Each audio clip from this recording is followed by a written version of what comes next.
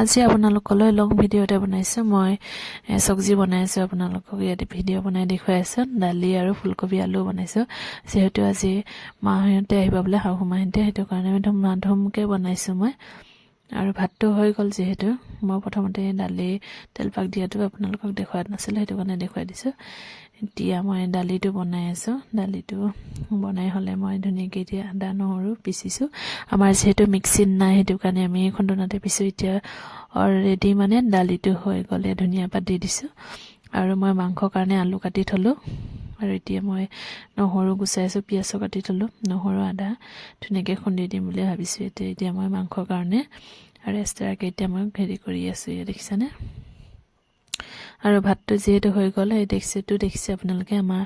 মানে ভাতটো নুজিব পাৰে কাৰণে আমি ডাঙৰ ডেক্সিতে বনাই দিছো ভাতটো আৰু মই এতিয়া পিয়াজ আৰু কাটি লৈছো নুজুৰিবকৈ হৰকে আৰু দুটা কাটি লৈছো নুজুৰিব বুলি মই এক্সট্ৰাকে থৈ লৈছো হেকেটা বেলেগত আৰু এতিয়া মই মাংস ভাজি আছো দেখিছানে ধুনীয়াকৈ মাংসটো ভাজি দিছো আলু লগত আলু আৰু মাংসটো বনাই দিছো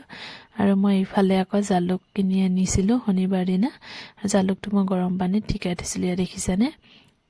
ধুনীয়াকৈ মানে বেছিকৈ গৰম পানীত দিলেও বেয়া উতলাই দিলে হেতু কাৰণে মই পানীটো উতলাই নেকে অলপমান টাইম থৈ ঠাণ্ডা হ'বলৈ দি মই ধুনীয়াকৈ জালুকখিনি পাছত দি দিছো মানে একেবাৰে উতলা পানী দিলেও বগা বগা হৈ যায় হেতু কাৰণে মই অলপ ঠাণ্ডা হ'বলৈ দি জালুকখিনি টিকাই দিছো ইয়াতে মই প্ৰথমতে অলপ কুহুমীয়া গৰম পানী টিকাই দিছিলো বেছিকৈ হোৱা নাই হেতু কাৰণে আৰু অলপ গৰম কৰি মই দি দিছো আৰু আপোনালোকৰ তাত কেনেকুৱা দাম লয় ক'বচোন দেই মানে আমাৰ ইয়াত বহুত দাম 180 টকাকৈ লৈছে মই 2 কেজি লৈ আহিছো এতিয়া জালুকখিনি ধুনীয়াকৈ মই আৰু দেখিছানে বেছি ভালকৈ হোৱা নাই তাৰপিছত আৰু এবাৰ গৰম পানী দি দিছো আৰু ইফালে আলহী অহা টাইম হৈ গল আৰু পাকঘৰৰ কামটো যেহেতু শেষ হৈছে গৈ তেতিয়া মই তাৰ মাজতে জালুকখিনিকো চাবলৈ আহিছো এনেকুৱা থৈ দিলে ভাল নহব হেতু কাৰণে মই কেঁচা বস্তু যেহেতু ভুকুৰা লাগি যাব আৰু জালুকখিনি দেখিছানে ইমান মানে বুঢ়া নহয় কুমলীয়া আছে মাজে মাজে আৰু আজিকালি জানেই মানে বুঢ়া নহতে চব পাৰি বেচিবলৈ লৈ আহে এতিয়া মই মাহতে আহি পালে আৰু মই সিহঁতক চাহ পানী খুৱাই কৰি লৈ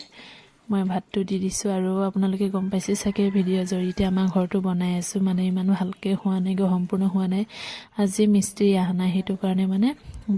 ভাত পানী দিয়া বহুত অসুবিধা হৈছে মাহঁতক ভাত খুৱাইলে আৰু এজৰা আলহী মানে আহি পালে সিহঁতকো দিছো ভাত পানী মাহঁতৰ আগত খুৱাই ললো তাৰ পাছত আহি পাইছে এতিয়া ইমানেই মোৰ ভিডিঅ'টো